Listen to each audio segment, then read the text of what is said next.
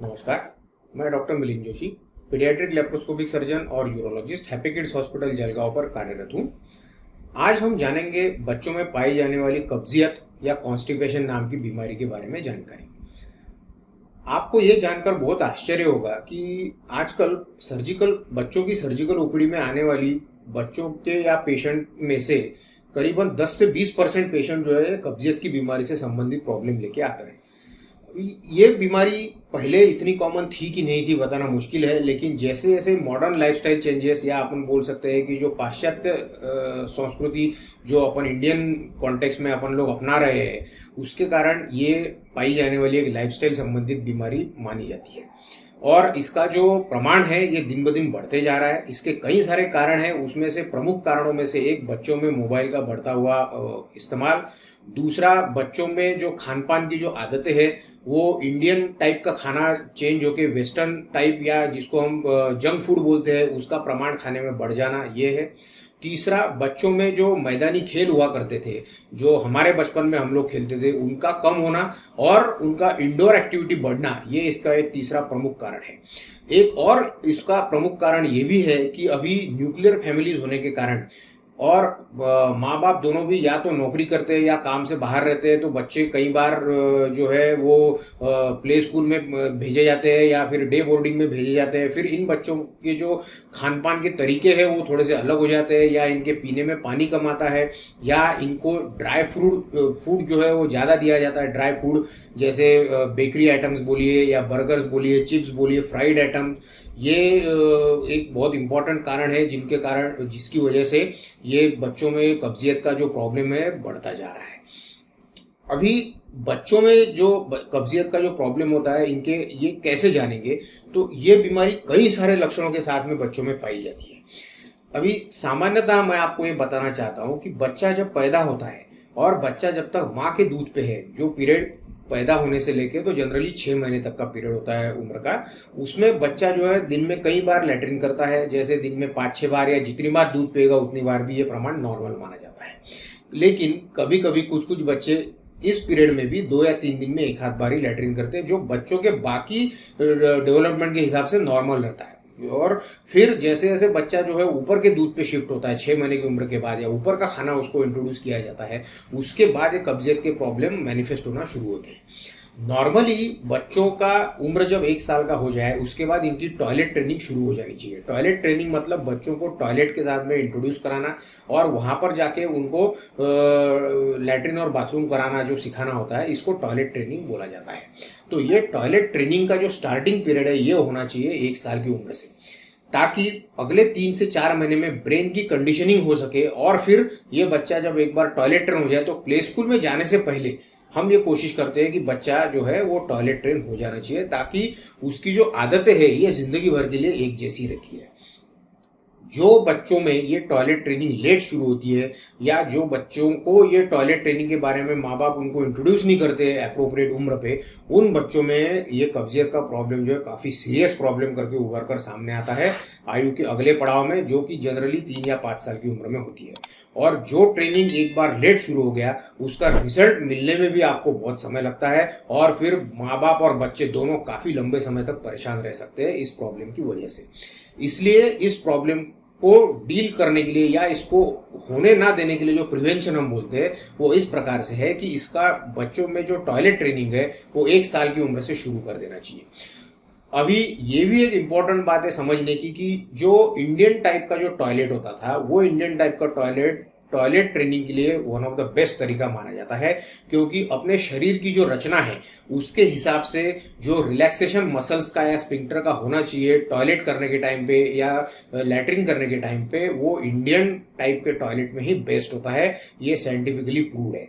लेकिन आजकल जो फ्लैट सिस्टम मान लीजिए या वेस्टर्न लाइफस्टाइल अपन अपना रहे हैं, उसकी वजह से हर घर में अभी कमोड के टॉयलेट अवेलेबल है। तो उन कमोड के टॉयलेट्स पे बच्चों को टॉयलेटरिंग की शुरुआत करना बहुत डिफिकल्ट होता है, और इसीलिए ऐसे बच्चे फिर वो टॉयलेट ट्रेनिंग में डिले हो जाते हैं और फिर उनमें कब्जियत की प्रॉब्लम आती है। तो इस तरीके को ओवरकम करने के लिए क्या है कि हम खिलौनों में एक इंडियन टाइप टॉयलेट के खिलौने भी आते हैं, अलग अलग प्रकार के रंग के, जो खिलौने जैसे दिखते हैं लेकिन उनमें इंडियन सिस्टम की व्यवस्था की हुई होती है। उसके साथ में बच्चों की टॉयलेट ट्रेनिंग शुरू करने का बच्चों के जो पीडियाट्रिक सर्जन होते हैं वो रिकमेंड करते हैं, ताकि आपके बच्चे की ट्रेनिंग जो है खेलते खेलते हो जाए और बच्चे को ऐसे अलग से मेहनत लेने की जरूरत ना पड़े टॉयलेट ट्रेनिंग लेने के लिए। अब हम ये जानना चाहेंगे कि कौन से सामान्य लक्षण होते हैं जिसमें आप समझ सकते हैं कि आपका बच्चा जो है वो कब्जियत से ग्रसित है कि नहीं। तो बच्चे अगर मान लीजिए 3-4 दिन में एक बार या 5-6 दिन में या हफ्ते में एक आध बार ऐसा अगर शौच के लिए जाते हो तो उनको कॉन्स्टिपेटेड या कब्जियत की बीमारी से ग्रसित माना जाता है। दूसरा, बच्चे खेलते खेलते अचानक से अपने शरीर को कड़क कर लेते हैं या कोने में खड़े हो जाते हैं, किसी चीज को जैसे पलंग के पैर को पकड़ लेंगे या किसी दीवार को पकड़ लेंगे और अपना मुंह बनाने लगेंगे। ये लक्षण जो होते हैं, या थोड़ी थोड़ी शौच जो है उनके अंडरवेयर में हो जाती है या अंडरवेयर सॉइल हो जाती है उनकी, या बच्चे टॉयलेट को जाते हैं और 10 सेकंड के अंदर तुरंत उठ के बाहर आ जाते हैं। ये इस प्रकार के जो लक्षण होते हैं वो प्रायतः कब्जियत की बीमारी के लक्षण माने जाते हैं। तो इनमें से कोई भी लक्षण अगर आपके बच्चे में दिख रहा है तो आपने तुरंत आपके बच्चों के सर्जन की सलाह लेना जरूरी है, क्योंकि ये प्रॉब्लम की शुरुआत हो सकती है और इसको अगर शुरुआत समय में ही अपन ने अगर बराबर से डायग्नोज कर लिया और इसकी ट्रीटमेंट या प्रिवेंशन के बारे में काम करना शुरू कर दिया इसके ऊपर, तो बच्चे को सीरियस प्रॉब्लम होना वो पॉसिबल नहीं है और बच्चों की लाइफ भी उससे आसान बन जाती है। अगर मान लीजिए कि इस कब्जियत की बीमारी का अगर हम समय रहते अगर इलाज नहीं लेते हैं तो कई बार इसके कारण से आंतड़ी का जो आकार है वो प्रमाण से ज़्यादा बढ़ जाता है और फिर काफ़ी लंबे समय तक बच्चों को कॉन्स्टिपेशन या कब्जियत की बीमारी रहती है, उम्र में कई साल तक। और कभी कभी उसके कारण या कब्जियत के कारण फिर बच्चों में भूख न लगना, उनका वजन न बढ़ना या उनका चिड़चिड़ापन आना या फिर उसकी वजह से यूरिन के रास्ते में बार बार इन्फेक्शन होना, इस प्रकार के प्रॉब्लम भी हमने कई बार बच्चों में देखे गए जिन बच्चों को ये कब्जियत की बीमारी पाई जाती थी। ये कब्जियत की जो बीमारी होती है ये मुख्यतः 2 प्रकार की होती है। एक होती है एक्वायर्ड कॉन्स्टिपेशन या कब्जियत, मतलब जिसमें ऐसे बच्चों को कोई पैदाइशी प्रॉब्लम नहीं है लेकिन उसकी जो लाइफस्टाइल या इम्प्रॉपर टॉयलेट ट्रेनिंग हो रही है उसके कारण से कब्जियत की बीमारी आई है, तो इसको एक्वायर्ड कॉन्स्टिपेशन बोलते हैं। दूसरी होती है कंजेनाइटल कॉज। कंजेनाइटल कॉज मतलब पैदाइशी कुछ बीमारियां ऐसी है जिनमें जो प्रेजेंटेशन है या बीमारी की शुरुआत है वो कब्जियत के स्वरूप में होती है, जैसे कि हर्शबर्ग डिसीज नाम की एक बीमारी होती है जिसमें बड़ी आंत या छोटी आंत में संडास की नसें बनी हुई नहीं होती है पैदाइशी, और फिर उस कारण से आंतड़ी की जो मूवमेंट है वो अफेक्ट हो जाती है और फिर बच्चे को कब्जियत की प्रॉब्लम शुरू हो जाती है। तो ये होती है कंजेनाइटल कॉज। अब आपके बच्चे को कंजेनाइटल कॉन्स्टिपेशन है या एक्वायर्ड कॉन्स्टिपेशन या कब्जियत है, इसकी जानकारी आपके बच्चों का जो पीडियाट्रिक सर्जन है वही बच्चे की जांच करके उसकी क्लिनिकल एग्जामिनेशन से और कुछ रेडियोलॉजिकल इन्वेस्टिगेशन से पता कर सकते हैं। और मान लीजिए कि ये कंजेनाइटल कॉन्स्टिपेशन है तो उसका प्रेजेंटेशन, एज ऑफ प्रेजेंटेशन, उसका बाकी क्लिनिकल सिम्टम्स, फीचर्स और उसके रेडियोलॉजिकल फीचर, इसके सबूत पे आपके बच्चों का सर्जन जो है उसके लिए सर्जिकल ट्रीटमेंट आपको सजेस्ट करते हैं। दूसरा इंपॉर्टेंट कॉज कॉन्स्टिपेशन का कंजेनाइटल जो हम बोल रहे हैं, पैदाइशी जो बोल रहे हैं, उसमें संडास की जगह प्रॉपर साइट पे ना होना या उसका साइज एज के हिसाब से अप्रोप्रिएट ना होना, जिसको एक्टोपिक एनस या फिस्टुलस एनस बोलते हैं या एनस स्टेनोसिस बोलते हैं, जिनमें ये छेद छोटा हो जाता है, छोटा रहता है पैदाइशी। ऐसे कारण भी कब्जियत की बीमारी ऐसे कारणों के कारण भी होती है। तो आपके बच्चों के जो सर्जन है वो बच्चे की जांच करके ये सब डिसाइड करते हैं कि आपके बच्चे को एग्जैक्टली किस प्रकार का कॉन्स्टिपेशन है, एक्वायर्ड कॉन्स्टिपेशन है कि कंजेनाइटल कॉन्स्टिपेशन है, और फिर उसके हिसाब से लाइन ऑफ ट्रीटमेंट जो है वो चेंज होती है या डिसाइड होती है।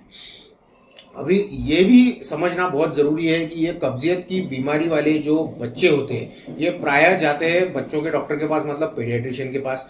पीडियाट्रिशियन को ये प्रॉब्लम बताने के बाद उनका जो इलाज होता है वो इलाज लेने से अगर उनको फ़र्क नहीं पड़ता तो फिर ये सर्जन के पास रेफर किए जाते हैं। पर आपको ये समझना बहुत ज़रूरी है कि कॉन्स्टिपेशन ये सर्जिकल प्रॉब्लम है, न कि मेडिकल प्रॉब्लम। इसलिए उसकी जो प्रॉपर सलाह है और टाइमली इंटरवेंशन है वो पीडियाट्रिक सर्जिकल एडवाइस से ही हो सकता है। अब जब ये बच्चा एक बार पीडियाट्रिक सर्जन देखता है जिसको कब्जियत की बीमारी है, उसकी फिजिकल एग्जामिनेशन में अगर सब कुछ बाकी नॉर्मल है, कोई स्ट्रक्चरल एबनॉर्मेलिटी अगर बच्चे में नहीं पाई जाती है और जांच के ऊपर बच्चे को कंजेनाइटल कॉन्स्टिपेशन रूल आउट हो जाता है और एक्वायर्ड कॉन्स्टिपेशन ये लेबल दिया जाता है, उसके बाद इसकी जो ट्रीटमेंट होती है वो कभी कभी 1 आध साल या 1.5 साल तक भी करनी पड़ती है। ये सब किसके ऊपर डिपेंड करता है, आप किस पीरियड पे बच्चे को आपके पीडियाट्रिक सर्जन के पास लेके जाके सलाह लेके उस हिसाब से आपके बच्चे की ट्रीटमेंट शुरू करते हैं उसके ऊपर। आप जितने जल्दी जाएंगे उतना ड्यूरेशन ऑफ ट्रीटमेंट कम होता है, क्योंकि ब्रेन की जो कंडीशनिंग है वो फास्ट हो जाती है, और जितना डिलेड ट्रीटमेंट आप शुरू करेंगे उतना ब्रेन की कंडीशनिंग को लगने वाला समय ये ज़्यादा लगता है। नॉर्मली बच्चा पैदा होने के बाद ब्रेन की ये जो कंडीशनिंग होती है, जो लैट्रिन या पेशाब को कराने में एक रिफ्लेक्स जिनको बोलते हैं, वो रिफ्लेक्स का जो डेवलपमेंट है वो 3 महीने की उम्र, नॉर्मल बच्चों में 3 महीने की उम्र में कंडीशनिंग कंप्लीट हो जाती है। जिन बच्चों में ये एक्वायर्ड कॉन्स्टिपेशन होता है उनमें ये कंडीशनिंग पैदाइशी तो नॉर्मली डेवलप हुई थी, लेकिन लाइफस्टाइल मॉडिफिकेशन मान लीजिए या उस पर्टिकुलर चीज का इंपॉर्टेंस ना समझने के कारण ये जो कंडीशनिंग ब्रेन की हुई थी वो ब्रेन भूल गया और फिर ये कब्जियत की बीमारी शुरू हो गई। इसलिए उस ब्रेन की रिकंडीशनिंग हमको आगे करनी पड़ती है। अब इन बच्चों में कई सारी साथ में सिम्टोमेटिक ट्रीटमेंट के अलावा भी और भी कई सारी ट्रीटमेंट होती है, जैसे dietary advice, nutritional advice, toilet training. ये भी मेडिकल ट्रीटमेंट के साथ साथ उतना ही इंपॉर्टेंट कंपोनेंट है इस एक्वायर्ड कॉन्स्टिपेशन की या कब्जियत की ट्रीटमेंट का। तो टॉयलेट ट्रेनिंग, जैसे कि सामान्यतः इंडियन हाउस होल्ड में देखा जाता है कि सुबह उठते बराबर टॉयलेट को जाना, ये एक सबसे इंपॉर्टेंट आदत है एक्वायर्ड कॉन्स्टिपेशन की ट्रीटमेंट की। तो ये बच्चों में सिखानी पड़ती है क्योंकि ये पैदाइशी नहीं आती। दूसरा होता है इनके खाने में आप सलाद, जैसे ककुम्बर हो गया, गाजर हो गया, मूली हो गई, और दाल रोटी सब्जी चावल और हरी पत्ती की सब्जियां, ये पूरा खाना जितना अच्छे से देंगे उतना ये बल्क फॉर्मिंग एजेंट्स होते हैं। ये सारे जो होते हैं ये बल्क फॉर्मिंग फूड एजेंट्स है और ये इंटेस्टाइन के अंदर जो है मूवमेंट क्रिएट करते हैं जिसके कारण कॉन्स्टिपेशन नहीं होता। तो डाइट में ये सारी चीजें इंक्लूड करना बहुत जरूरी है। दूसरा, बेकरी आइटम्स जो होते हैं, ब्रेड, बिस्किट, पाव, बर्गर, चिप्स या fried item, junk food, chips, Kurkure, आजकल बच्चों में काफी अट्रैक्टिव इनके पैकेट्स आते हैं और बच्चे इसकी तरफ अट्रैक्ट भी होते हैं। और उसके कारण होता क्या है कि बच्चे ये चीज खा लेते हैं और फिर उसके बाद उनकी भूख मिट जाती है तो खाना नहीं खाते। तो वॉल्यूम जो बल्क जो बनना चाहिए इंटेस्टाइन के अंदर, जो इंटेस्टाइन की मूवमेंट को बढ़ाता है, वो इन बच्चों में बन नहीं पाता। या जो बच्चे जंक फूड खाते हैं उनमें कम वॉल्यूम में डेंस कैलोरी मिल जाती है। तो होता क्या है, उनकी जो रिक्वायरमेंट है वो तो छोटे अमाउंट में पूरी हो गई, तो वो बाकी नॉर्मल खाने से परहेज करते हैं और फिर ऐसे बच्चों को वॉल्यूम नहीं मिल पाता तो इंटेस्टाइन की एक्टिविटी अपने आप कम हो जाती है। तो ये सारे जो डाइटरी मॉडिफिकेशंस है कि इस प्रकार के रेडीमेड जंक फूड्स उनको जितना हो सके अवॉइड करवाने चाहिए। साथ में खाने में हरी पत्ती की सब्जियां, सलाद और बाकी फाइब्रस जो आइटम्स होते हैं वो खाने में, दाल रोटी सब्जी चावल ये खाना, इसकी आदत डालना उनको बहुत जरूरी है। जो खाना होता है वो बराबर चबा के निगलना, ये भी बहुत जरूरी है। कुछ कुछ बच्चे खाने को पानी के साथ में निगल जाते हैं, ये बहुत रॉन्ग हैबिट है, उसको चेंज करना जरूरी है। तीसरा होता है कि इन बच्चों को, कई सारे बच्चे हम देखते हैं जो सिर्फ दूध पे है। अब इंडियन कॉन्टेक्स्ट में दूध को एक परिपूर्ण आहार माना गया है, जो कि बहुत कंट्रोवर्शियल सब्जेक्ट है। लेकिन बात क्या होती है कि कई बार माँ बाप जो है वो दूध को खाने का सप्लीमेंट मान जाते हैं कि भाई खाना नहीं दिया, दूध दे दिया तो पूरा रिक्वायरमेंट हो गया है। ये सबसे गलत बात है। तो इसमें हमें दूध को खाने का सप्लीमेंट जो मानना चाहिए, ना कि खाने का रिप्लेसमेंट। मतलब खाना रिप्लेस करके दूध देना ये गलत बात है। तो वो सप्लीमेंट है, रिप्लेसमेंट नहीं है, ये समझना बहुत जरूरी है दूध का। तो ये दूध का अमाउंट अगर मान लीजिए आपने रेस्ट्रिक्ट कर दिया बच्चे का, तो बच्चे को नेचुरली भूख लगेगी और फिर बच्चा नॉर्मल खाना खाएगा। तीसरा, बच्चे जो है आजकल फैमिली में 1 या 2 बच्चे हो गए तो लाड़ प्यार काफी बढ़ गया है, तो बच्चों की डिमांड इजीली पूरी की जाती है। उनको एक नहीं अनेक ऑप्शन दिए जाते हैं, भाई ये नहीं खा रहे तो दूसरा कुछ खा लो, ये नहीं खा रहे तो तीसरा कुछ खा लो, तुम्हारी पसंद का जो है वो खा लो। ये हैबिट्स जो है वो बच्चों को और जिद्दी बनाती है और फिर उनको जो चाहिए वो नहीं मिला तो खाना नहीं खाते और फिर एक कब्जियत का प्रॉब्लम उनमें डेवलप हो जाता है। तो ये सारी चीजें आपको आपके बच्चे में अवॉइड करनी है। तो ये जो एक्वायर्ड कॉन्स्टिपेशन या कब्जियत की बीमारी है, इसमें पेरेंटल रोल जो है वो भी उतना ही इंपॉर्टेंट है जितना कि एक मेडिकल ट्रीटमेंट का इन्वॉल्वमेंट है। क्योंकि मेडिकल ट्रीटमेंट तो आपको दी जाएगी, वो आप फॉलो करेंगे, लेकिन बाकी जो आपका रोल है एज अ पेरेंट, वो अगर फुलफिल नहीं हो पाया तो सिर्फ मेडिकल ट्रीटमेंट जो है वो कंप्लीट नहीं हो पाती इस ट्रीटमेंट से बच्चे को छुटकारा पाने के लिए। तो ये अपने को अभी ये समझना बहुत ज़रूरी है कि एक्वायर्ड कॉन्स्टिपेशन का जो इंसिडेंस है या ये बीमारी का जो प्रमाण है वो दिन ब दिन बढ़ रहा है। ये किन कारणों से बढ़ रहा है, तो दूसरा ये इन सब कारणों को हमको अवॉइड करना है। इसके जो प्रॉपर ट्रीटमेंट गाइडलाइंस है वो आपके बच्चों के पीडियाट्रिक सर्जन जो है आपकी बच्चे की जांच करके आपको सलाह देंगे, उस सलाह के अनुसार आपको चलना पड़ता है। इन कॉन्स्टिपेशन, मान लीजिए कॉन्स्टिपेशन अगर ये कब्जियत जो है माइल्ड फॉर्म का है, तो कई बार स्टूल सॉफ्टनर की ट्रीटमेंट हम लोग लिखते हैं, जिससे काफ़ी बच्चों को रिलीफ हो जाता है, उनको आगे ट्रीटमेंट की ज़रूरत नहीं पड़ती। कुछ बच्चों को जिनमें इंटेस्टिन का साइज अगर काफ़ी बढ़ गया हो ये कब्जियत के कारण, तो ऐसे बच्चों में लंबे समय तक भी कुछ दवाइयाँ देनी पड़ती है, जिसका ड्यूरेशन कभी कभी 6 महीने से लेकर 1.5-2 साल तक का भी होता है। इन बच्चों में अपने को जो लाइफस्टाइल इनकी जो बदलनी है वो हेल्दी लाइफस्टाइल कराना बहुत जरूरी है, क्योंकि जैसा मैं आपको शुरुआत से बता रहा हूँ ये पूरा का पूरा लाइफस्टाइल रिलेटेड डिसीज है एक्वायर्ड कब्जियत जो है वो। तो ये लाइफस्टाइल रिलेटेड डिसीज होने के कारण जब तक हम अपने बच्चे की हैबिट्स चेंज नहीं करेंगे, उसके बिना इसका पूरा इलाज संभव नहीं है। तो मेडिकल ट्रीटमेंट इसका एक इम्पॉर्टेंट पार्ट है, सर्जिकल एडवाइस ये इसका इम्पॉर्टेंट पार्ट है, लेकिन पेरेंटल इन्वॉल्वमेंट और बच्चों का उस हिसाब से ट्रेनिंग देना ये भी इस बीमारी के ट्रीटमेंट का एक बहुत ही महत्वपूर्ण हिस्सा है। ये पेरेंट्स को जानना बहुत जरूरी है। तो इस बीमारी के इलाज में आपको अपना एक्टिव इन्वॉल्वमेंट भी देना पड़ता है डॉक्टर के साथ साथ, और आपको अपने बिहेवियरल मॉडिफिकेशन भी करने पड़ते हैं, ताकि आपके जो बच्चे होते हैं वो आपको ही इमिटेट करते हैं। ये नेचुरल है, क्योंकि पेरेंट्स जैसा बिहेव करेंगे वैसा ही बच्चे बिहेव करते हैं। तो आपको अपने बिहेवियर बदलने पड़ेंगे, तो फिर बच्चा भी अपने बिहेवियर बदलेगा। आपको अपनी खाने पीने की आदतें हेल्दी रखनी पड़ेगी, तो बच्चा अपने आप अपनी आदतें हेल्दी रखेगा।